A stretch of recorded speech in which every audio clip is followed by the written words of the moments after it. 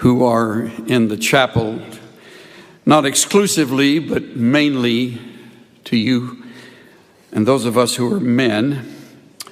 Much of what I say will be relevant for the ladies as well, but because I am talking on temptation, I confess to you a real area and level of ignorance and how to apply it to the ladies. I am very well acquainted with the battle for men, since I'm in that category, but time would not permit me to broaden the target to include the women as well.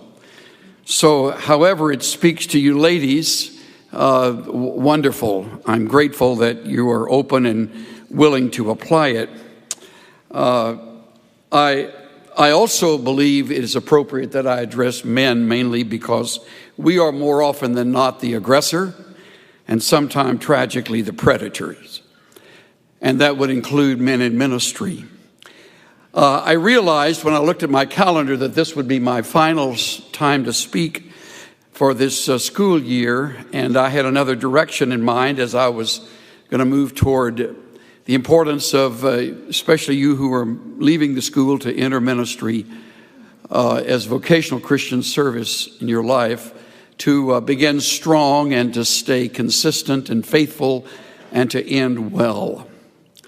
However, my direction changed when I received a letter which deserves a little bit of preparation so you can appreciate the content of the letter. I've known the man who wrote this letter since he was a young teenager. He's now in his 40s. I watched him grow up in our church. I found great delight in him and his family. He was often in our home, became our oldest son's good friend. And he as well built a relationship with another young man about their ages, and they were almost inseparable through high school and then into and through college. One of the joys of remaining in the same church over a period of years is that you have the chance to go the full cycle.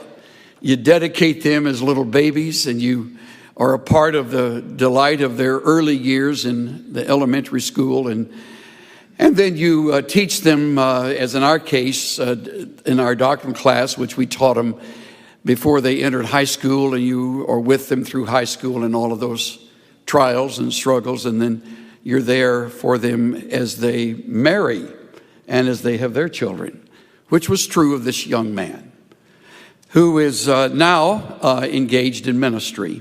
He sat where you sit. He attended 4 years at Dallas Seminary, did very well. And by that, I don't necessarily mean academically. He did very well with his life. And he, with his inseparable friend, I think they were probably had most every lunch together. They found, separate from one another, lovely young women with whom they fell in love, and I married both of them at separate times. So our roots go very deep.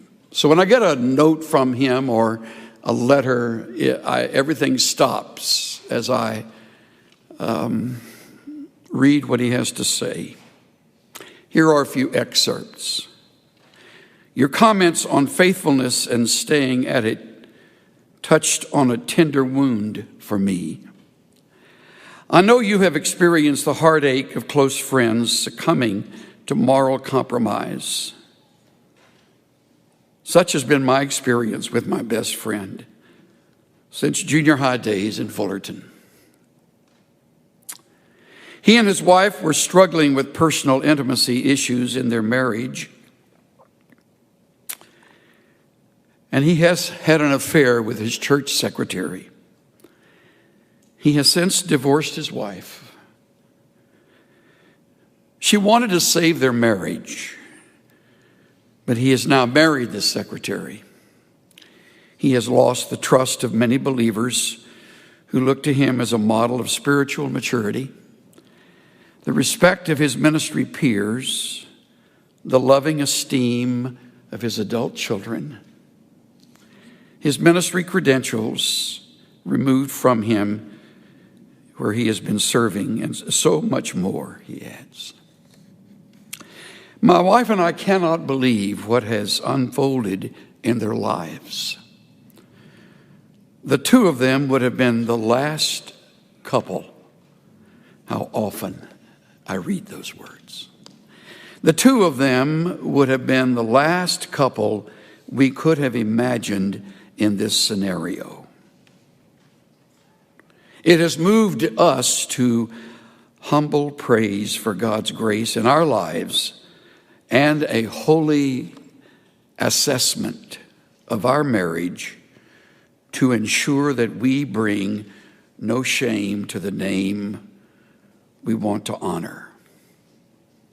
He adds, I read with fresh sensitivity early this morning Paul's words in 1 Corinthians 9:27.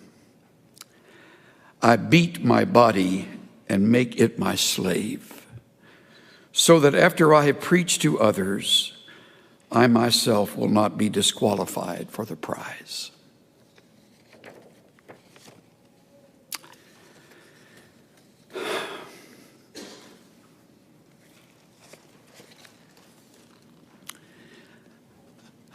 I would love to end this semester message of my time with you on a real high note, and perhaps we can look at it like that. If you will simply promise yourself you'll never forget what I have to say. For however long you live, and without question, you will certainly outlive me and most of us on the platform. And you will carry on. But you must understand that the people with whom I spend much of my time professionally are people who have been through this school. These are the men and women that who have paths that cross with mine often. And therefore, I follow their ministries with an enormous interest and devotion and care and love and affection. This breaks my heart. I couldn't finish reading it the first time I read it. I went downstairs to read it to Cynthia, and I couldn't finish again.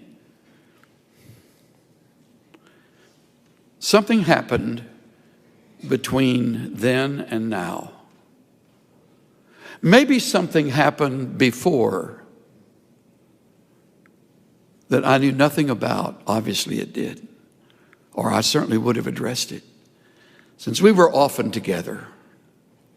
And I tend not to hold back when I'm really working closely with other men. And so today I am not going to hold back. I'm going to speak forthrightly. I probably won't need to raise my voice at all, because I think you will listen. Because I think you are also haunted by the same verse that haunts me. Let him who thinks he stands take heed lest he fall. You will never outgrow lust. You will never come to the place where the opposite sex doesn't look attractive to you, even those you don't even know. It's sort of like what Patrick Morley writes in his book, The Man in the Mirror.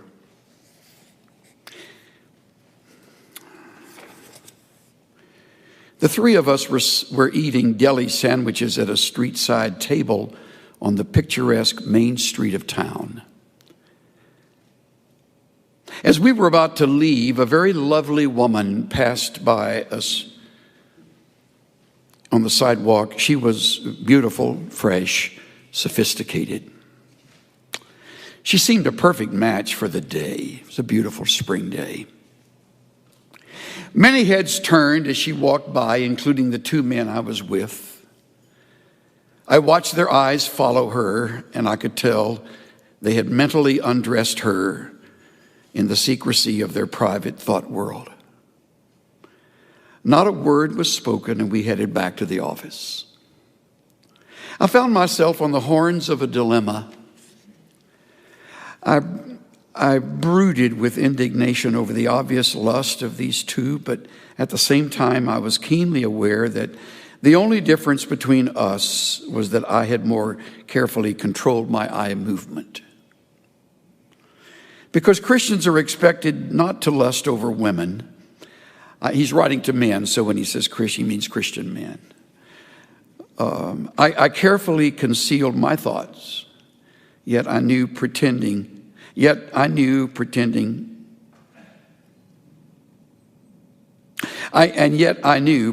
not to notice was counterfeit. I knew I was leading a secret thought life different from the image I projected. I didn't like the pressure of leading those two lives, but I was embarrassed about it. I thought it was exclusively my problem. It never occurred to me that other Christian men might struggle with the same problem. Are you living a secret thought life significantly different from the you known by others? Would you be embarrassed if your friends and associates knew what went on inside your mind? If your thoughts were audible, would your wife want a divorce?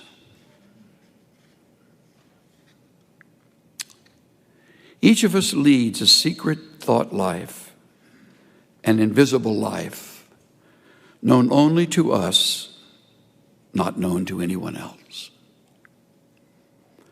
The secret life is usually very different from the visible you. The you that is known by others, yet it's the real you. It's the you known by God. For some of us, our secret thought life consists of a dream world of fantasies which concoct intricate plans that would make us famous or powerful or wealthy. Others of us fabricate chance meetings with beautiful women who seduce us. We each invent a secret image of how we wish we were, which we would be embarrassed for others to know.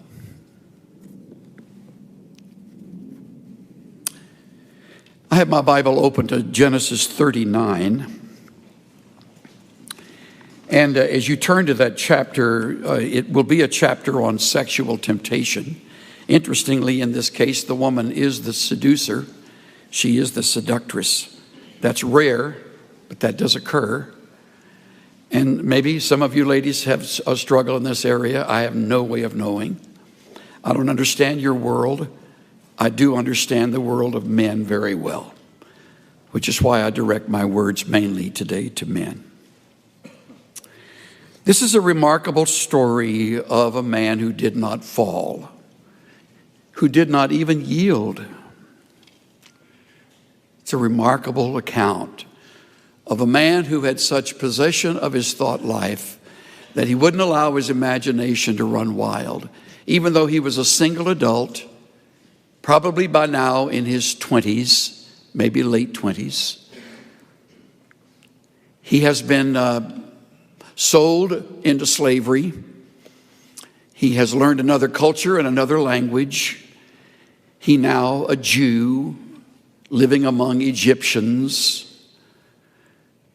and finds himself a trusted servant in the home of a man who was an official of the Egyptian government, a man named Potiphar. Joseph had been taken down to Egypt, and Potiphar, an Egyptian officer of Pharaoh, the captain of the bodyguard, bought him from the Ishmaelites who had taken him down there. The Lord was with Joseph, so he became a successful man. And he was in the house of his master, the Egyptian. Watch closely the setup. His master saw that the Lord was with him and how the Lord caused all that he did to prosper in his hand. So Joseph found favor in his sight, and he became his personal servant.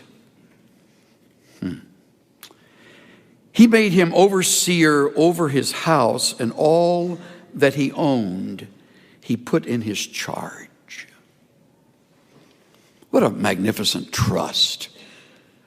This Egyptian officer over time had watched, studied, listened to, seen the results of the work of this Hebrew servant, and little by little he released to him more and more responsibility and authority and privacy. It came about, verse 5, that from the time he made him overseer in his house over all that he owned, we read again, the Lord blessed the Egyptian's house on account of Joseph. Thus the Lord's blessing was upon all that he owned in the house and in the field. So he left everything he owned in Joseph's charge. And with him there he did not concern himself with anything except the food which he ate.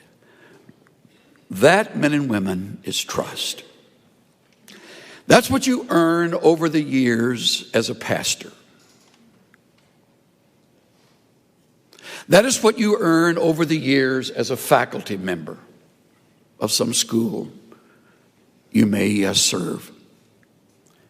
That is the reward of our great God on the lives of those who are faithful, who do good work, who don't compromise, who tell the truth, who keep their word, who keep short accounts, who don't take advantage of people and don't exploit, who don't manipulate.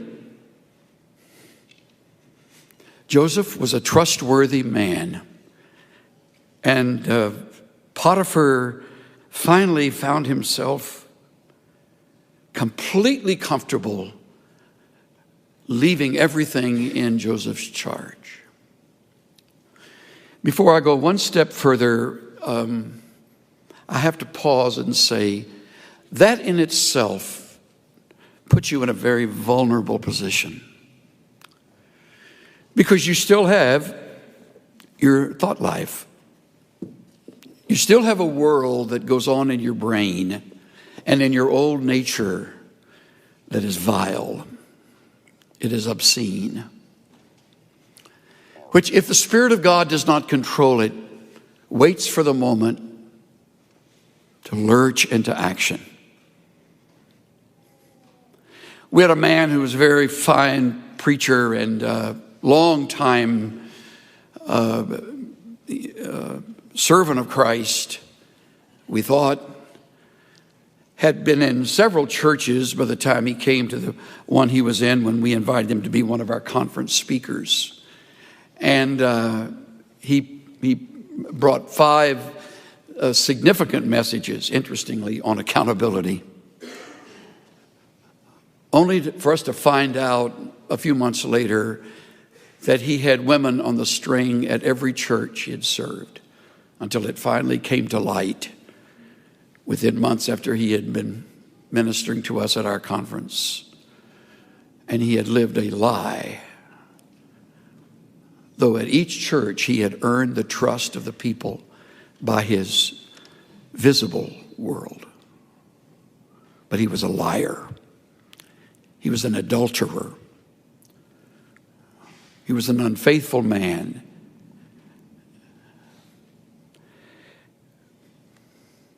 You will be, perhaps by the grace of God, in a place that will ultimately be enviable. You will have the trust of your congregation. You will have the respect of your elders. You will have the reputation over the years.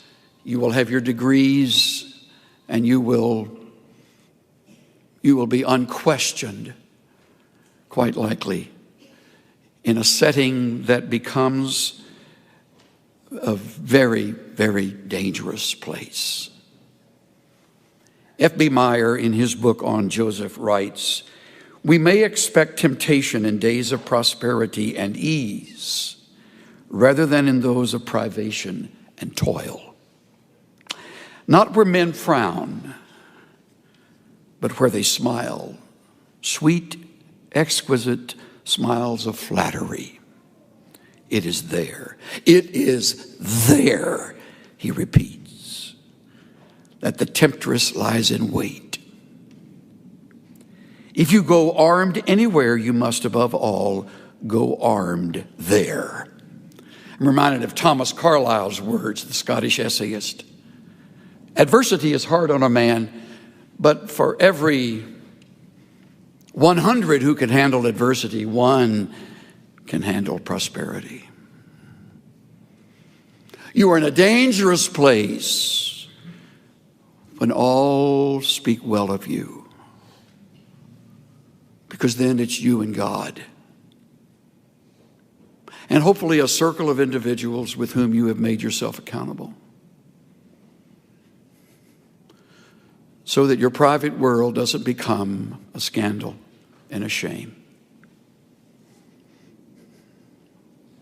So Joseph, we read, is left with everything. The end of verse 6 says something that appears only 2 other places in all the scriptures.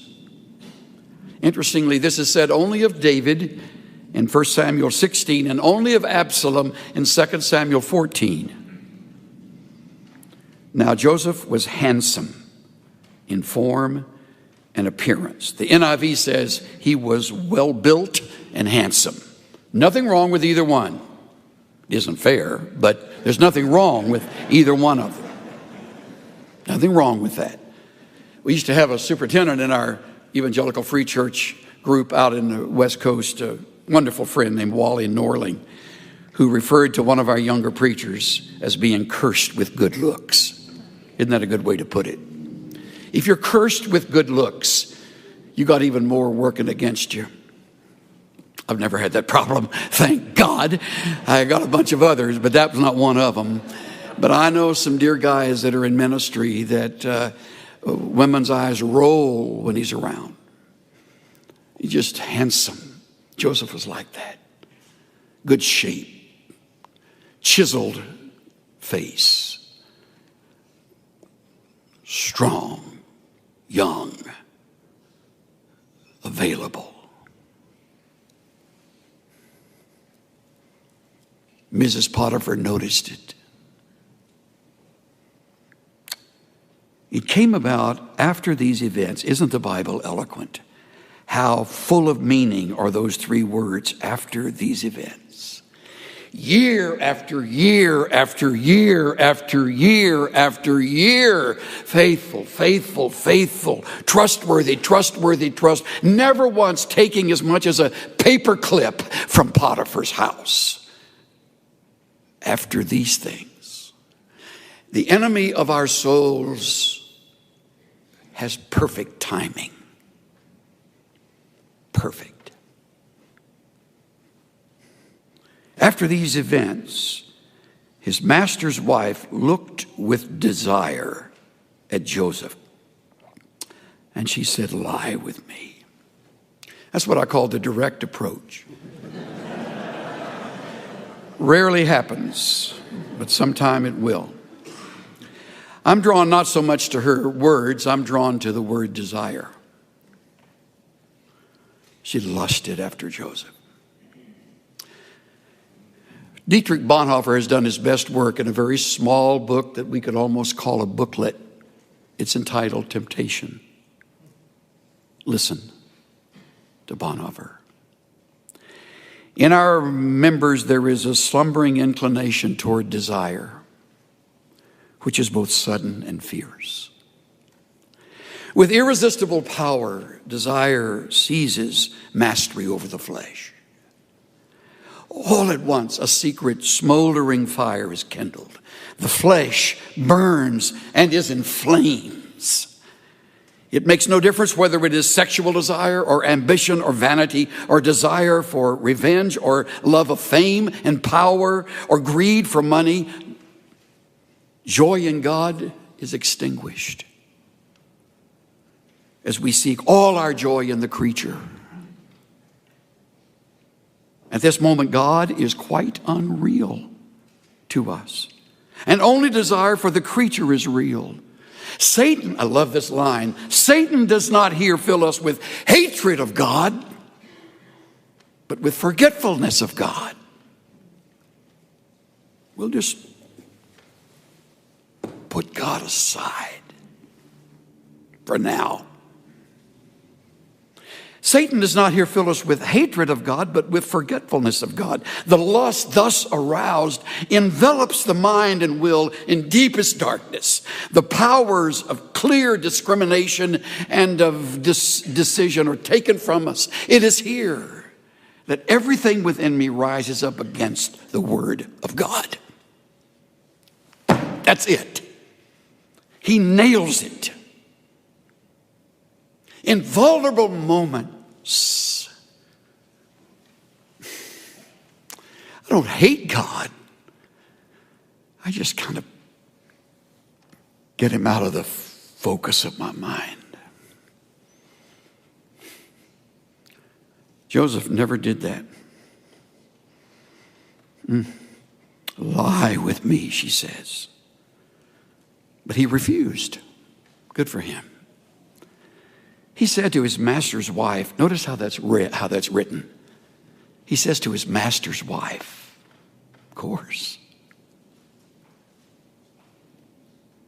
Behold, with me here, my master does not concern himself with anything in the house, and he has put all that he owns in my charge. There is no one greater in this house than I, and he has withheld nothing from me except you, because you were his wife. How then could I do this great evil and sin against God?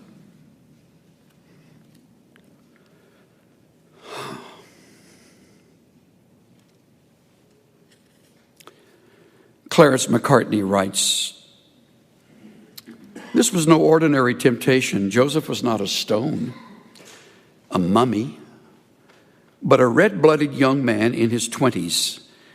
It was not one temptation on one day, but a repeated temptation. An old story tells how when Joseph began to talk about God, the temptress flung her skirt over the marble bust of the God that stood in the chamber and said, now the gods will not see.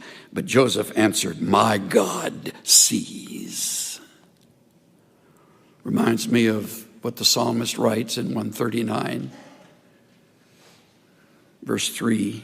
You scrutinize my path and my lying down, and you are intimately acquainted with all my ways.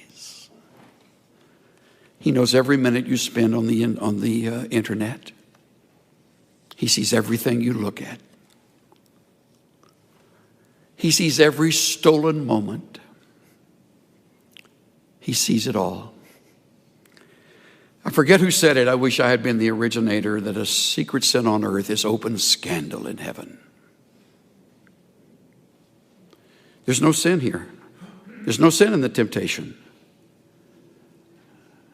Sin is in the yielding. So he says no. Now, the great hope is that does it. She's out of the way. Nope. Verse 10, it came about as she spoke to Joseph day after day, that he did not listen to her, to lie beside her, or to be with her. Day after day after day after day. Remarkable, remarkable relationship with God. I almost said remarkable man, but he's just a man like you or me. The difference is he had cultivated the kind of relationship with his God that would not permit this. Just would not permit it. One day she finally decides enough's enough. It happened on that day that he went into the house to do his work, and none of the men of the household was there inside. So they're all alone. I'm sure she made sure there was no one else around, perhaps locked the doors. She caught him by his garments, saying, "Lie with me." And he left his garment in her hand and fled and went outside. Interestingly, so often in the New Testament, when you come to passages dealing with sexual lust, the answer is to run. That's a wonderful response. You can't lust and run fast at the same time. And he took off running, left part of his garments there. And when she saw that he had left his garment in her hand and had fled outside, she called to the men of her household and said to them, "See, he has brought in a Hebrew to us to make sport of us." There's anti-Semitism in her words. This Jew.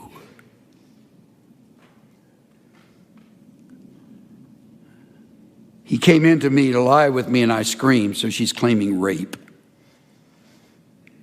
Interestingly, if he had meant anything to her, she wouldn't have turned on him.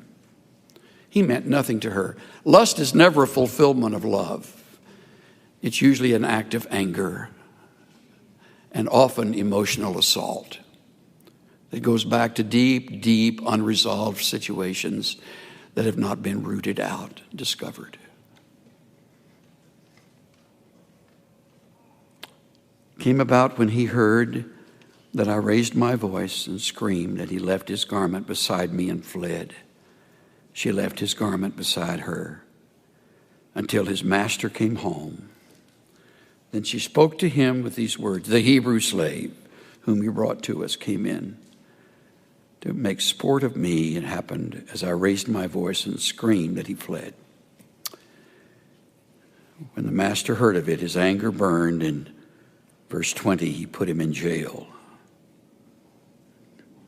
Verse 21, but the Lord was with him. How do I apply all of this? Let me do it quickly. 4 thoughts came to my mind early this morning. All of them are you must not. First of all, you must not be weakened by your situation. You must not be weakened by your situation. Economically, Joseph was secure, respected, and trusted. Personally, he was handsome, desired. Miscellaneous other things, they were alone, had an excellent track record. He was invited. He was unmarried. It's her idea. Your flesh invariably will remind you of those unique situational circumstances, and you'll fall. If you don't, strengthen your life in the midst of whatever situation. So you must not be weakened by your situation. Secondly, you must not be deceived in the persuasion. It was a bold, flattering, calculated, direct, and quite frankly, extremely desirable. In what I read, I find that the ancient Egyptian women were fabulously beautiful. It's quite possible that cosmetics began there, and they knew how to make themselves even more attractive. He could have thought, her husband doesn't meet her needs like I could. By doing this, you'll prove that you really care for me.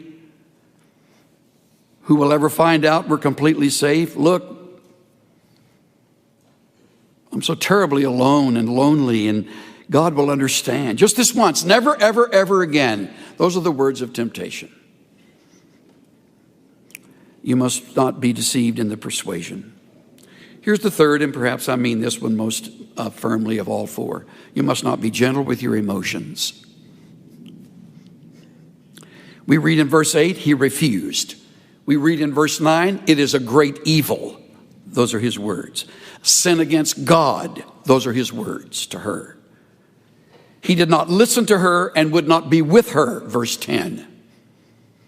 Verse 12, he left and fled and went into the street. Those are all strong, not gentle, but strong reactions to the emotions within him.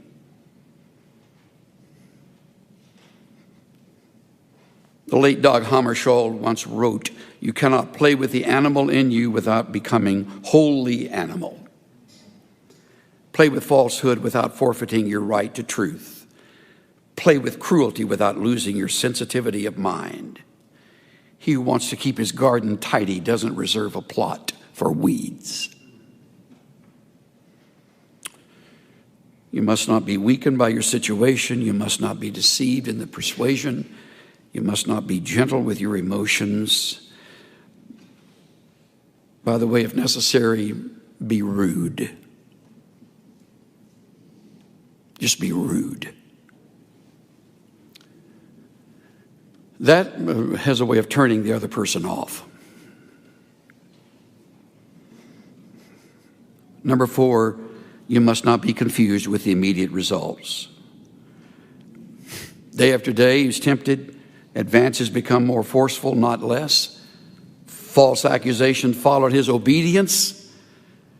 He was later then demoted, misunderstood, and dumped in jail.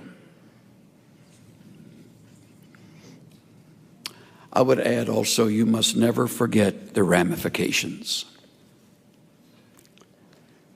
In his fine book, Christ in Isaiah, F. B. Meyer writes this: "This is the bitterest of all, to know that suffering need not have been. That it has resulted from indiscretion and inconsistency. That it's the harvest of one's own sowing. That the vulture which feeds on the vitals is a nestling of one's own rearing. Ah, me, this is pain." I woke up this morning thinking about my friend's friend in bed with another woman. I thought about how he must feel, alienated now from friends and, worst of all, his own children. I thought about everything he had planned for and trained for was now worthless. So what does he do now? Is she worth that? If you could possibly project yourself beyond the moment of sheer ecstasy for just a few seconds of ecstasy and think about a lifetime of shame, it'll help you. It'll help. Stay pure. Stay pure.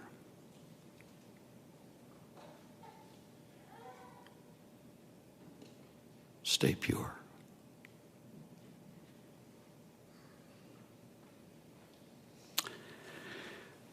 Lord, we sit in this room and all of it makes such sense, and we would all acknowledge that everything we've heard ties in with what you have taught and what we believe. And in this room, we're all in the majority and everybody's lockstep with one another, going to stay pure, going to stay pure. But in a few years, we'll all be separated and more of our hours will be spent away from anybody in this room. And that's when the test will come. May we never forget the marvelous model of Joseph and the way you strengthened him in this hour, those days, and how you took him even through the jail experience to promote him to a position he would never otherwise have had. I pray for these younger men and women who have their lives before them, that they may be for you throughout their lives testimonies of the holiness of God.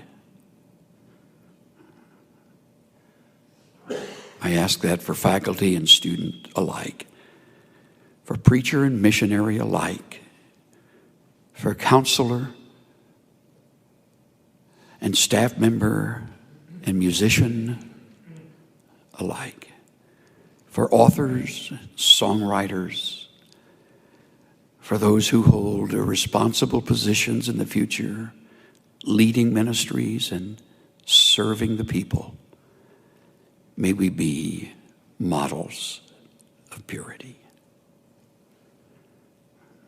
Spirit of the living God, fall afresh on us. In the name of the Savior. Everybody said.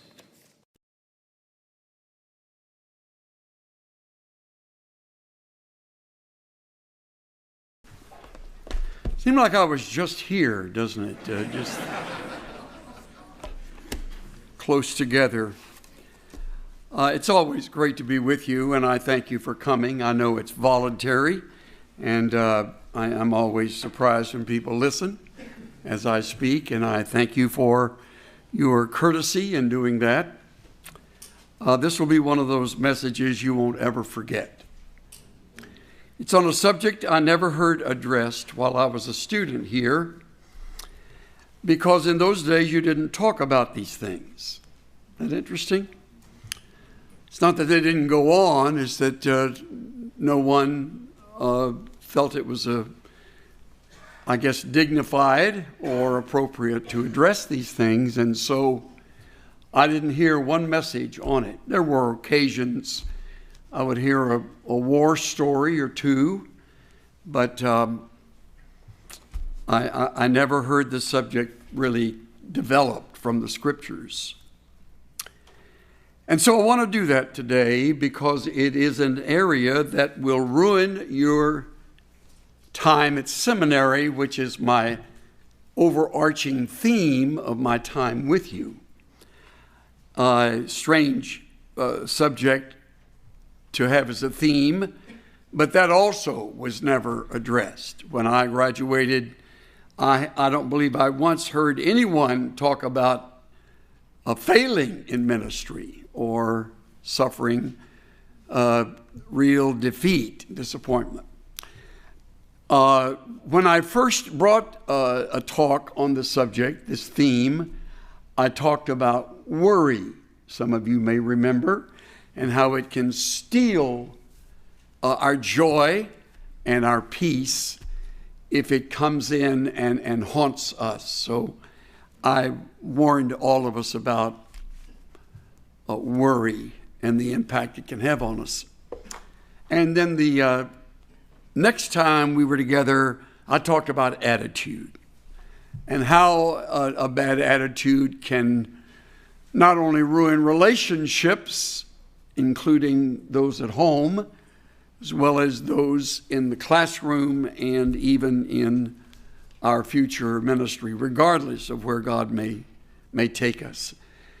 It's really hard to get beyond an attitude with individuals if they're determined not to change in that area. So I've warned us about that.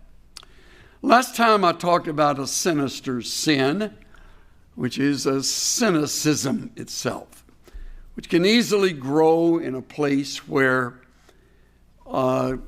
there are academic achievements and the desire to do our very best, and in the process we can turn sour on the sensitive subjects of the Spirit.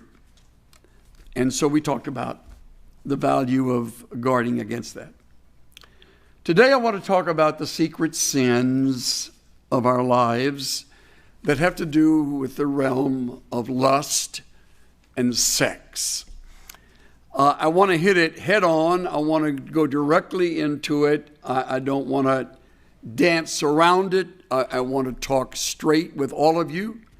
And I have in mind both men and women, though it seems to be a greater battle among those of us who are men.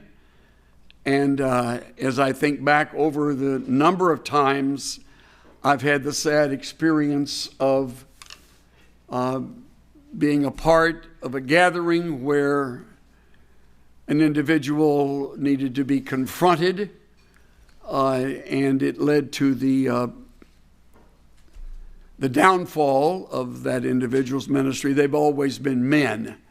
But I believe women, just as men, can be guilty of lust and can be a part of affairs that occur in our lives. We had a seasoned pastor speak to us in a gathering. We had brought our pastors together in a former church, and we had asked him to speak on whatever he thought would be helpful for us to hear.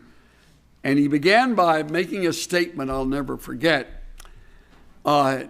He said there are 4 areas, all of them start with the letter S, that become most often the downfall of people in ministry.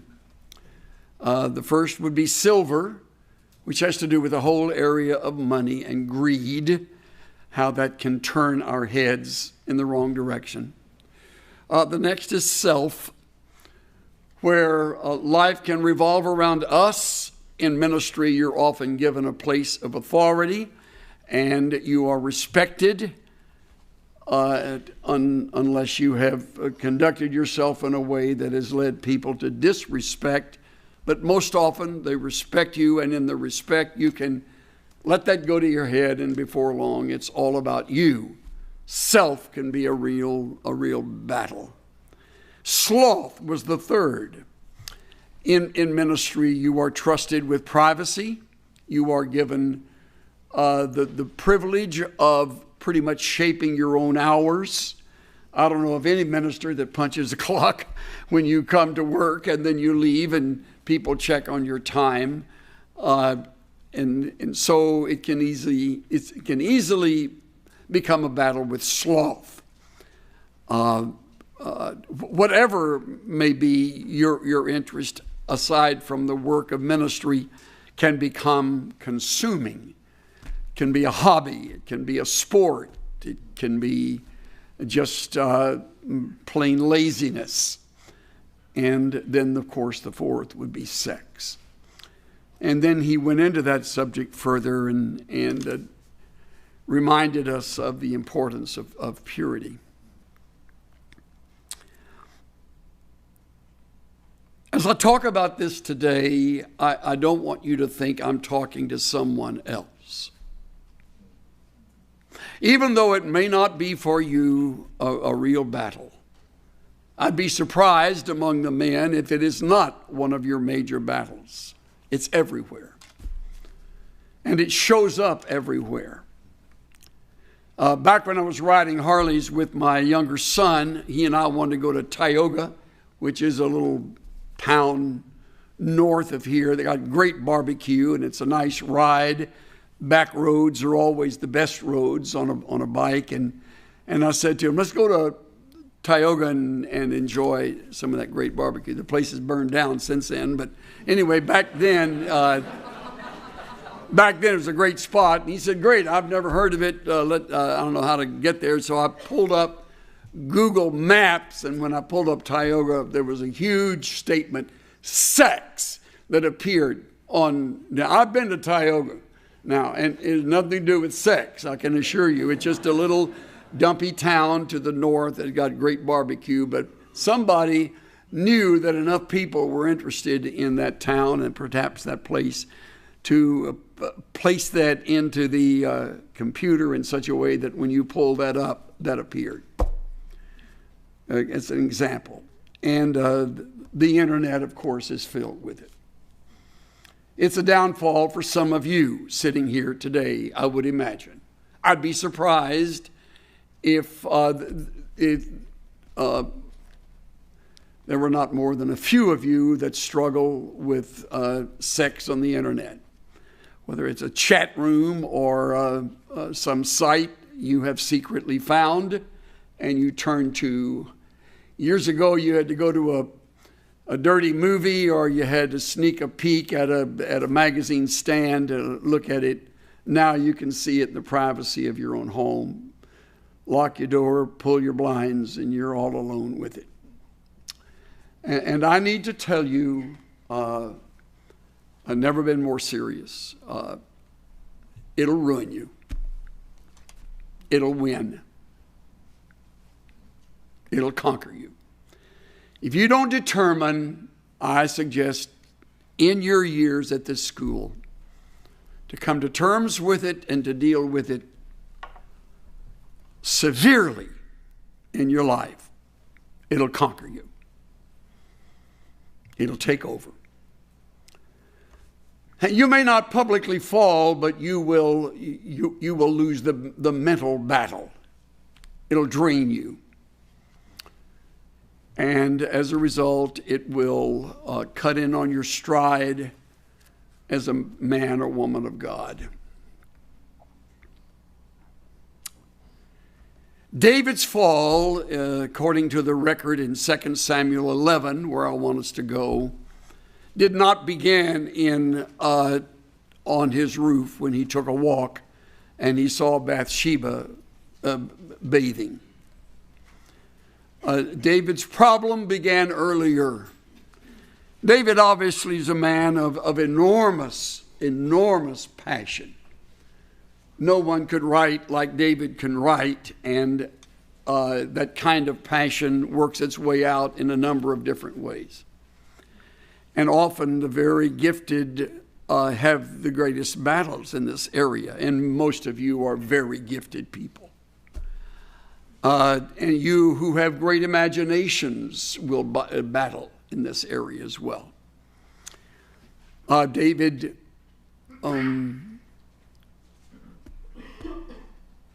was really something else. I would of all the biblical characters, I believe I would most love to have had time with David. I admire him for his accomplishments and for his tenderness, his love for God, his heart that just beat after God. I, of course, have consumed his songs, his psalms, and they are music to my soul. Anyone can write like that, and often with the honesty with which he wrote, has my respect. David was a faithful man. He kept his father's sheep, and even after killing the giant, he doesn't, run down to Macy's and try on crowns, thinking the kingdom is mine. Certainly after Samuel anointed him, he went right back to the sheep. I love that. David was not important to David. Even though he became the greatest of Israel's kings, the flag flew over the nation with greater pride than ever before when David became king. One man writes rather cleverly, there was not only a chicken in every pot, but under David's rule there were grapes on every vine. The prosperity was magnificent. The enemy feared Israel under David's rule, man of war, courageous, also loved many women. And against the teachings of the law, he took to his harem, if I count correctly, at least 17 wives, and along with that, many concubines. I'm confident his libido was intense, and though that's true, many women did not satisfy the man. The old feeling is that if you have enough women, you will be satisfied. There aren't enough women, because with sex there is always the thought of the unknown, and there is pleasure in the act of intercourse, regardless of who it is with, especially if your conscience is such that you can tolerate it outside of your marriage. Many people can. was at a hotel with Cynthia, staying there for a conference, and interesting, there's a little sign, a little small, very well-written, beautiful calligraphy, "Have your next affair with us," right there on the table. It's everywhere. And David knew better, of course. We'll talk about that. But I want to build into it carefully, lest you think he just suddenly fell. No tree suddenly rots and collapses. No church suddenly splits. No marriage suddenly fractures. No life suddenly falls. It's a process. You're in the process. I'm in the process. It's always going on. And the enemy is so patient and brilliant. He'll take years and just drop a little here and there to keep you interested, keep you curious. David served Saul, as all of you know from your study of the scriptures, and loved Saul's son like a brother, and he and Jonathan were just tight. And then at that battle on Mount Gilboa, they died. And David grieved the loss. Though Saul had haunted him and hunted him for years, David held him in respect. Another thing I admire. And so when he comes, if you have your Bible, 2 Samuel chapter 1, you find David now in grief. And as he was wont to do, he wrote a song. And it appears beautifully here in our Bibles. And the theme of the song, Aki naflu giborim bitok hamil kama. How the mighty are fallen in a day of battle. How the mighty are fallen. How the mighty are fallen. It says it 3 times in this one song. You see it in verse 19. You see it in verse 25. You see it in verse 27. How the mighty are fallen.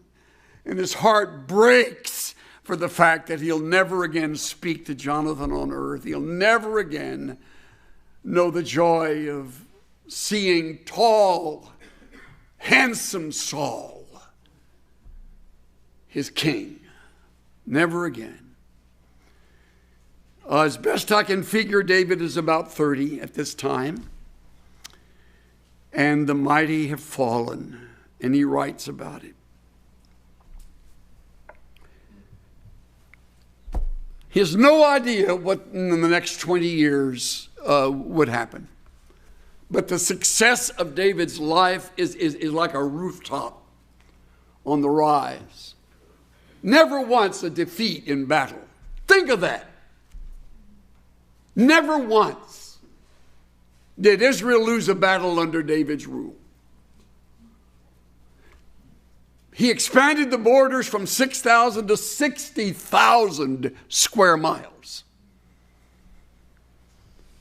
And as I mentioned, the prosperity and the pride of the country, the patriotism must have been magnificent. He built a beautiful home, his own palace for him and his many wives. And he kept adding to his harem, and it kept weakening his soul. Life went on, but who was going to confront David the fact that he had broken with what Moses had written? Who confronts a king like this? Which is part of the issue you will face as a leader.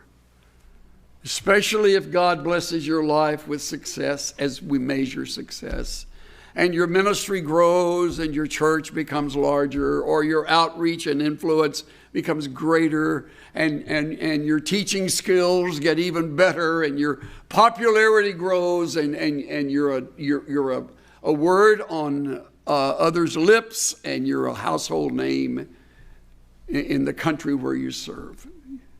Right now you sit here as a student, you think that's not going to, you have no idea what's going to be your future. You have no idea. That's why the decisions you make now and the habits you form now must be carefully managed, because you will carry them out in the days ahead like you can't believe.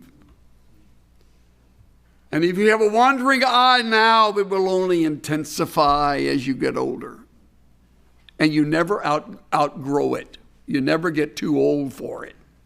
I remember sitting at a Navigator conference when I was at Glen Eyrie. And Lauren Sanney, the president at the time, now gone, Lauren was interviewing an 86, 87-year-old missionary. And he said to him, "Tell me, brother so-and-so, when was it you gained victory over lust?" And the old guy said, "Well, Lauren, it hadn't happened yet." 86, 87-year-old guy still fighting lust. Of course. It's a drive that is if it's not guarded, if it's not monitored, is uncontrollable. And in the most unbelievable times of your life, you can fall. I've had men minister in conferences where we were as a church, and while ministering behind the scenes, they are carrying on an affair with another woman, not their wife. One of them even chose as his subject for the conference moral purity, while he is having an affair that later came out and pretty much finished him. Do not tell me that cannot happen.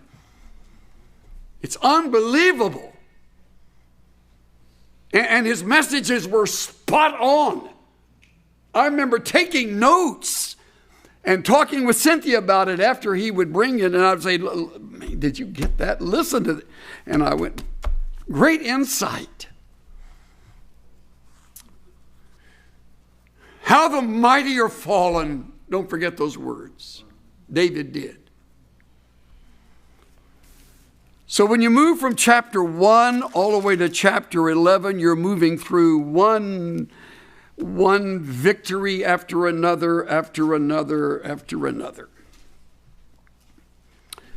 And by the way, right in the back margin of your mind, 1 Corinthians 10, verse 12, let him who thinks he stands take heed lest he fall.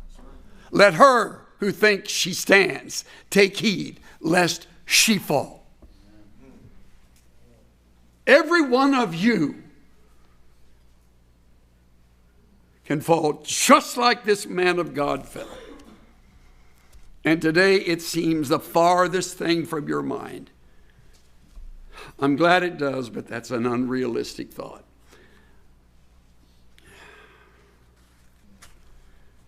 Now, so much for my introduction. I wanted to get into it carefully and slowly, and I hope I've done that. We're not in a hurry, are we? They gave me a little extra time. I appreciate that, Patrick. Okay. 2 Samuel 5:13, I find, meanwhile, David took more concubines and wives from Jerusalem after he came from Hebron. He took more wives. And if that wasn't enough, he took more concubines. Polygamy weakened him. His opinion poll was at an all-time high. Popularity rate was off the chart.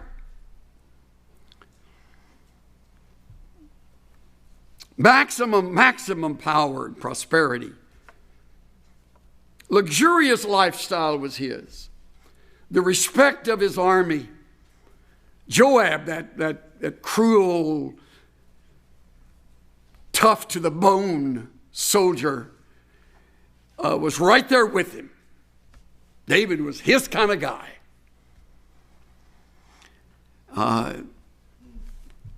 The palace and all of its conveniences, he had it made.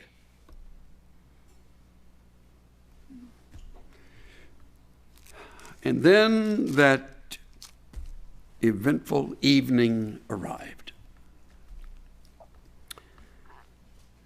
It happened in the spring at the time when kings go out to battle.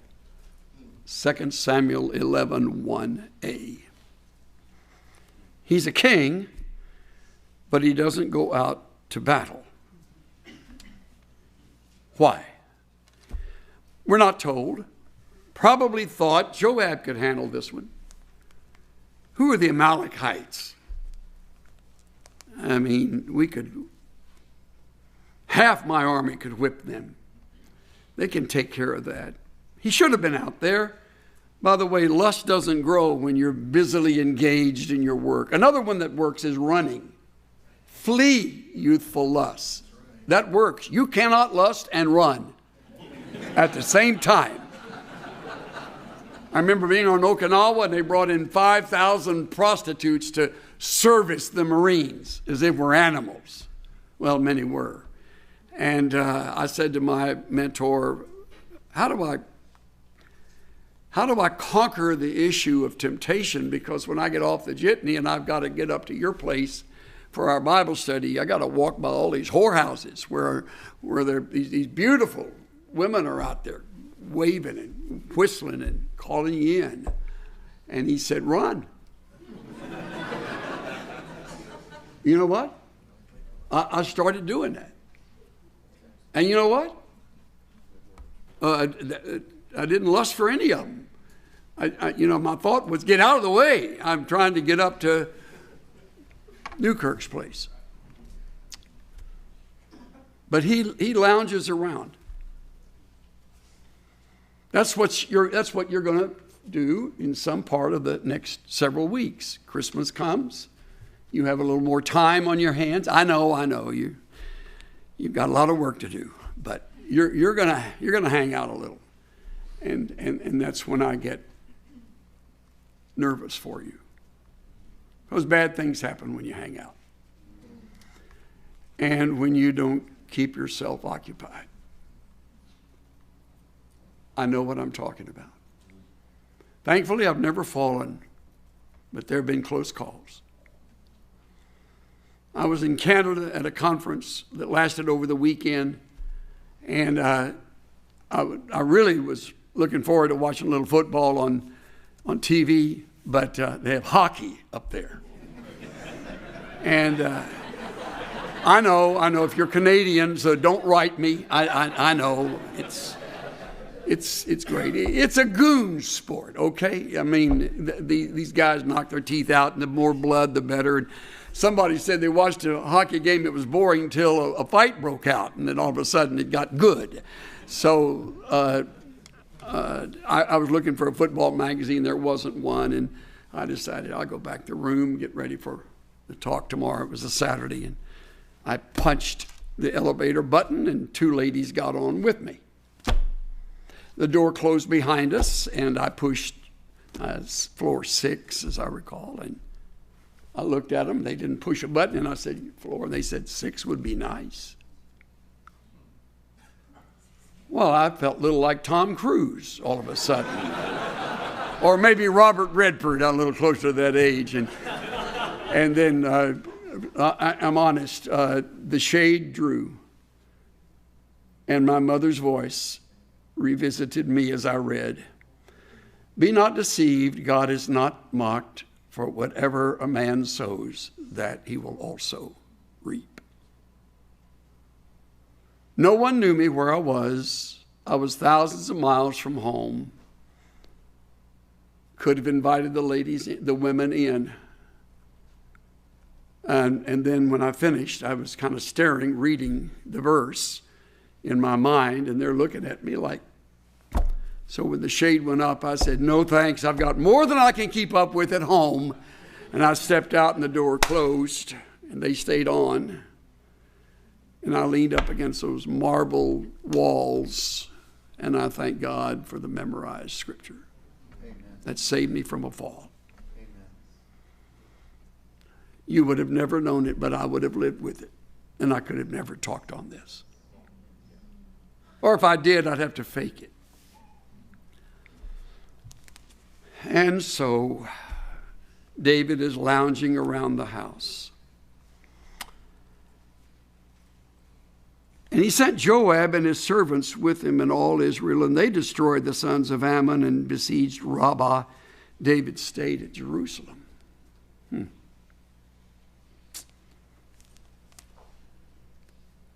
He's alone. He has time on his hands. And evening came. By the way, I did a little homework on evenings. Listen to David's words. Psalm 55, evening, morning, and noon, I will pray and cry aloud, and he will hear my voice. He will redeem my soul in peace from the battle which is against me. Psalm 55, 17 and 18. He wrote that. But he didn't do that this evening. Here's another one.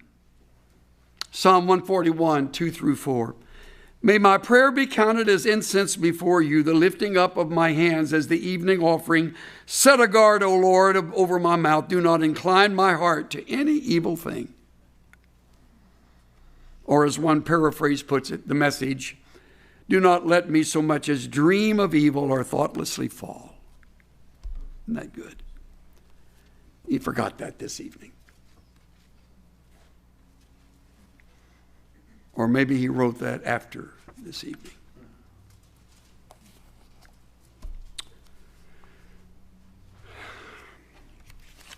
Here is our respected leader, the king like no other king, with an incredible record of faithfulness and refusal to retaliate against Saul, and courage in battle, took on the giant, and now became king. Best I can figure, he's about 50, maybe 55. I have an older son who's 55. And our kids go all the way down to 46. And he's Kurt's age, probably. I looked at Kurt the other day when we were together, and I thought about this. And I'm so grateful that Kurt's been faithful to Debbie all these years.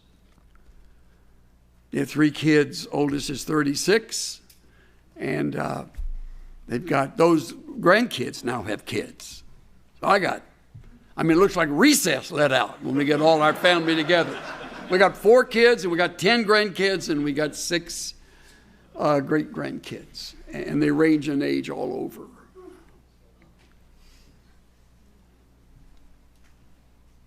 So when I travel, I carry a picture of my family, and I put it on the table where I eat. And if Cynthia can't go with me, I usually take someone else. And if no one else can, the picture is there. I even went on a cruise. Cynthia was not able, getting over her back surgery, spine surgery, so I took a picture of her and showed everybody. This is who I'm with at this cruise. And you sleep with a picture, boy, it's ugly. I'll tell you, the corner of that thing digs into you. But there she was. I saw her every morning, and I looked at her at every meal. You don't lust easily when you got your wife looking you right in the eye, or your kids, or your grandkids, loving you, believing in you, counting on you. like Noah. Noah's 22 today, second day of boot camp in the Marine Corps. Yeah, 22. He put in for MARSOC, which is the Navy's answer to the SEALs. That's what the Marines are in MARSOC. Noah wants to do the toughest thing. I remember when he was growing up, when he wrote this little thing I'm going to show you. And all the grandkids call me Bubba. All the great grandkids call me Great Bubba. So, Bubba and Great Bubba. So Noah is about, I think 6, 7 when he wrote this, when he drew this. And Noah put a little heart there, if you probably can't see it, but it says, I heart Bubba. He loves Bubba. Remember when Noah was about 12, he sat in front of me at my desk. I have a little small statue of the Marines that were lifting the flag on Iwo Jima. And he said, I want to be a Marine. I said, do you? He said, yeah. I said, why? He said, well, I want to be a sniper. I want to kill people. I said, no. Sit down, Noah, sit down. So Noah sat down and he said, well, that's what you were and that's what you did. No. I said, I was in the Corps, but I didn't kill people. Wanted to, but I didn't kill people. And he left. I found that on my desk this morning here at the seminary. I got a grandson that loves me. And I hope he does. He's now in boot camp, so I should pray for Noah. He's going through it right now. What am I saying? I am saying David forgot all of that. Every bit of it. Every child. Every wife. Worse, his God. Listen to what Dietrich Bonhoeffer wrote about temptation. In our members, there is a slumbering inclination toward desire, which is both sudden and fierce. With irresistible power, desire seizes mastery over the flesh all at once. A secret smoldering fire is kindled. The flesh burns and is in flames. It makes no difference whether it is sexual desire or ambition or vanity or desire for revenge or love of fame or power or greed for money. Joy in God is extinguished from us as we seek all our joy in the creature. At this moment, this is so insightful. At this moment, God is quite unreal to us, and only desire for the creature is real. Satan does not here fill us with hatred of God, but with forgetfulness of God. Isn't that great? David didn't hate God. He just forgot him. The lust thus aroused envelops the mind and will in deepest darkness. The powers of clear discrimination and decision are taken from us. It is here that everything within me rises up against the word of God. That is profound. That is the height of lust. That makes even a monarch like David stare at a woman taking a shower in her backyard.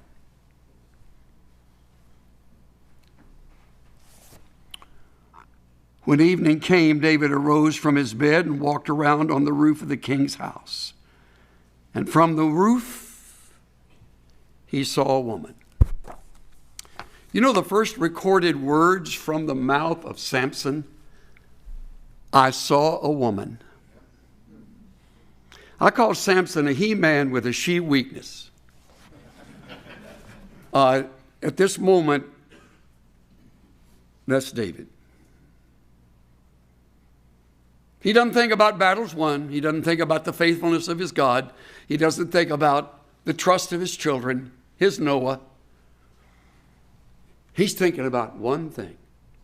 Every man in this room knows exactly what he's thinking.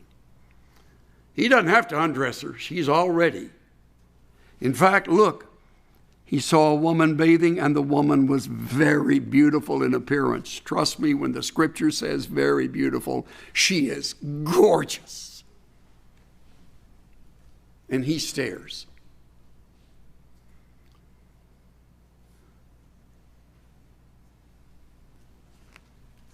And he wants her.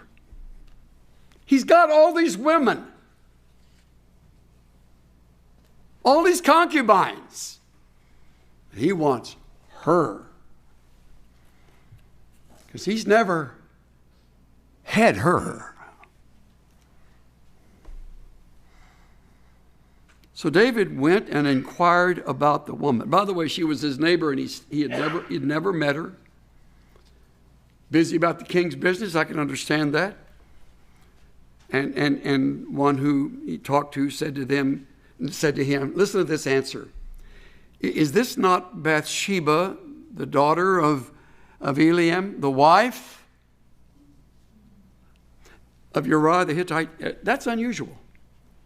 When genealogies are given in the scriptures, usually it's the father named and the grandfather, sometimes the great-grandfather. Rarely is the mate mentioned. That servant also is looking. And he knows David, what's in his mind.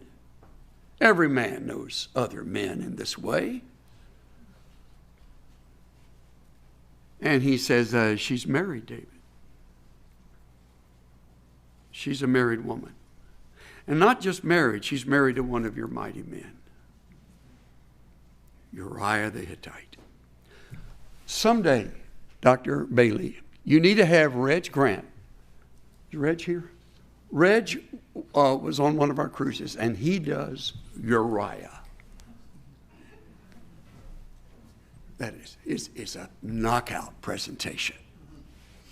Because he does it all from the perspective of Uriah, who trusts his king, who can't bear the thought of even touching his wife while his men are in battle, who doesn't cooperate with the king, even when the king gets him drunk.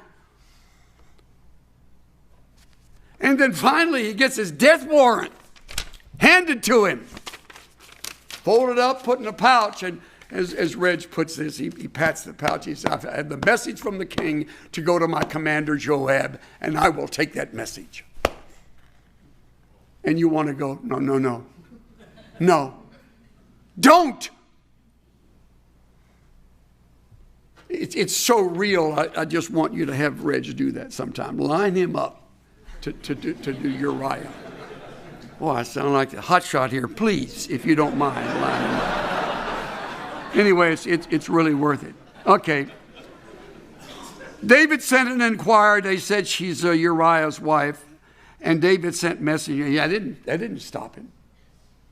To know that she's somebody else's wife, it doesn't stop you when you're full of lust. Nothing stops you. I'm telling you, men, I can only speak to you. I don't know how it works with a woman, but I'll tell you, you go blind. He didn't even know her name. He was already lusting. And he sent messengers, and he took her, and when she came in, he lay with her. When she had purified herself from her uncleanness, she returned to her house. Probably left that night. Done. Not quite. Stolen waters are sweet, and I'm sure on that bed, it was ecstasy for just a few moments. Worth that? Worth all of that? Never. F.B. Meyer writes, this is the bitterest of all, to know that suffering need not have been. That it has resulted from indiscretion and inconsistency and neglect. That it is the harvest of one's own sowing. That the vulture which feeds on the vitals is the nestling of one's own rearing. Ah, me, this is pain. You hear that?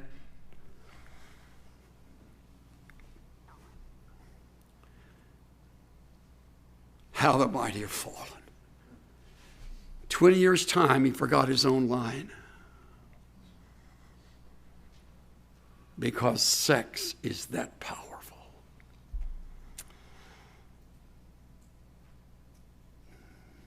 She returned to her own house.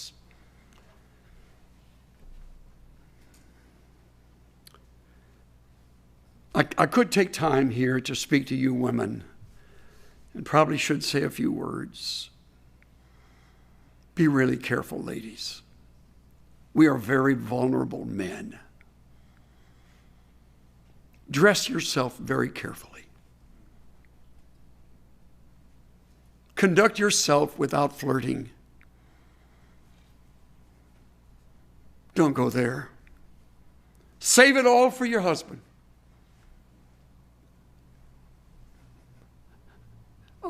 And that's all I need to say. You are lovely ladies, and you have a future that's beautiful. And I can't help but mention Bathsheba was not raped. She came. I know people obeyed the king. She didn't have to say yes to this. There is no fight. She was lonely, and she missed her husband. David was available.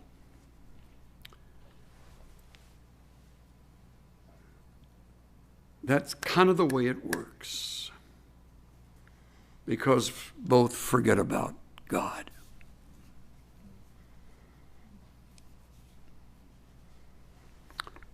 And the woman conceived and sent and told David and said, I am pregnant.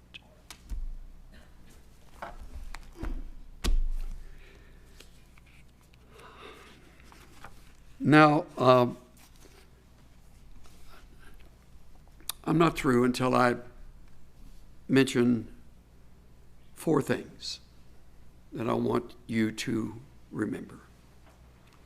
No one ever said this to me when I was a seminary student. Thankfully, by God's grace and the love of a magnificent wife and good training by great parents, the grace of God that preserved me all the way through my hitch in the Marine Corps, all the way through these years in ministry, by the grace of God, Noah won't have to say, I no longer respect Bubba. By the grace of God.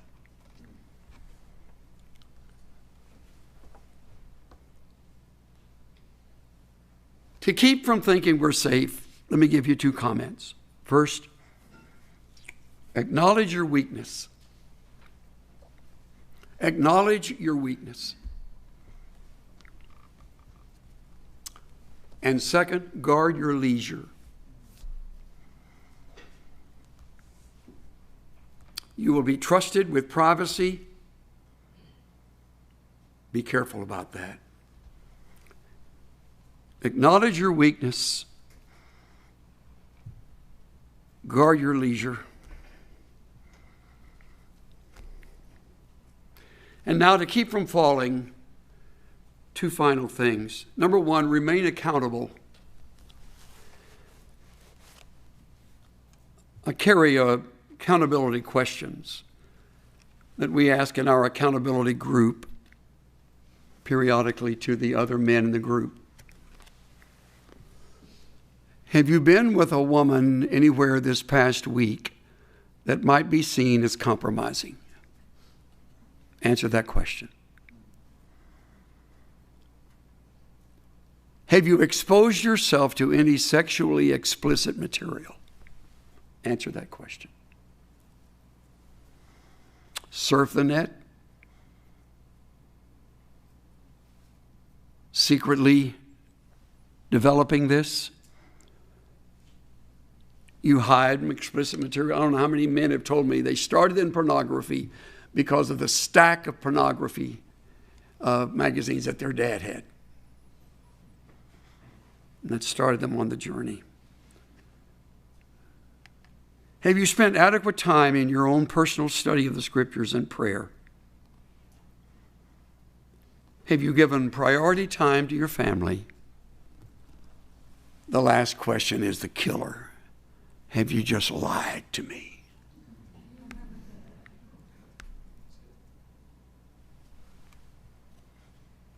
Called being accountable. You accountable to anybody? Willingly, deliberately, consistently? Remain accountable, and finally, rehearse the consequences. Sitting in this room, we're all safe. Sitting in this room, the lights are on. Sitting in this room are people who know us. Sitting in this room, we are, for one of the few places in life, in the majority. We love Jesus. He is our master. He's our Redeemer. He's our Lord. Your battle doesn't come in this room. It comes in the darkness of your own mind and the privacy of your own life. I'll look over all these other things. I want to read you something.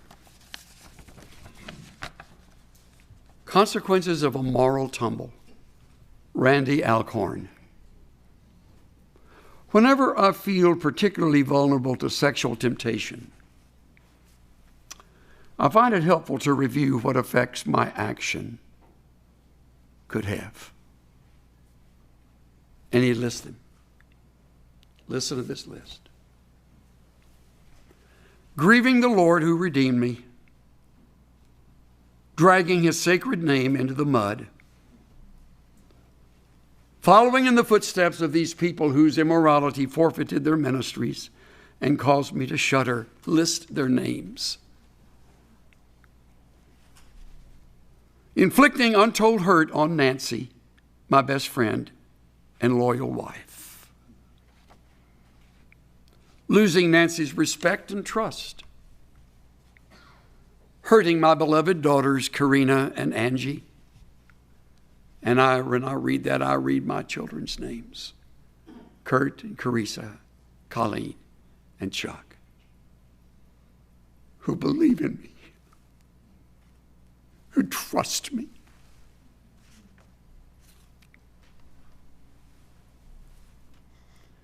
Destroying my example and credibility with my children and nullifying both present and future efforts to teach them to obey God.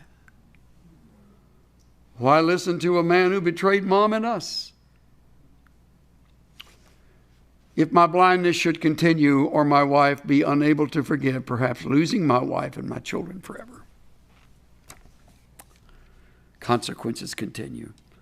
Losing self-respect, creating a form of guilt awfully hard to shake.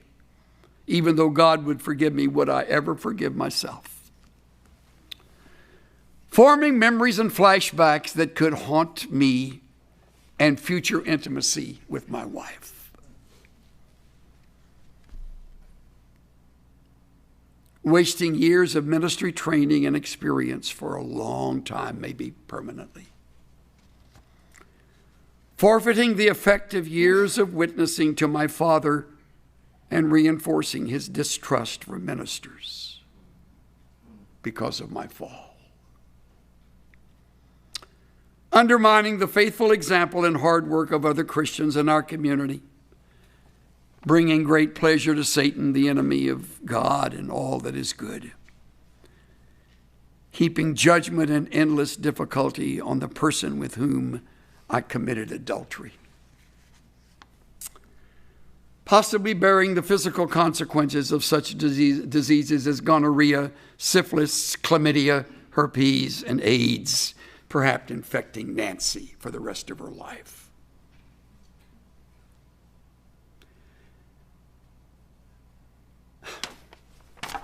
That's enough. This has been the autopsy of a moral fall.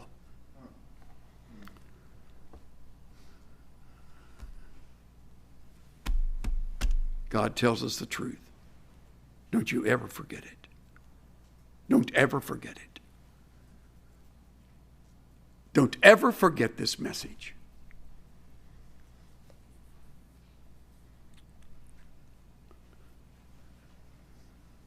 And may he keep you pure and faithful, whether married or single, younger or older,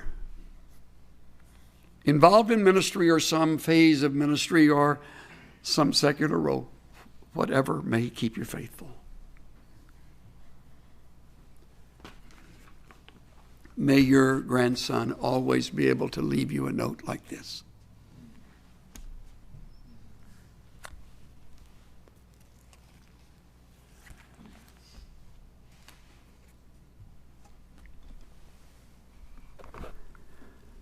Our Father, we confess to you that we are mere human beings. We are mere women and men. We are not super people. The same nature that beat in the heart of David beats in ours.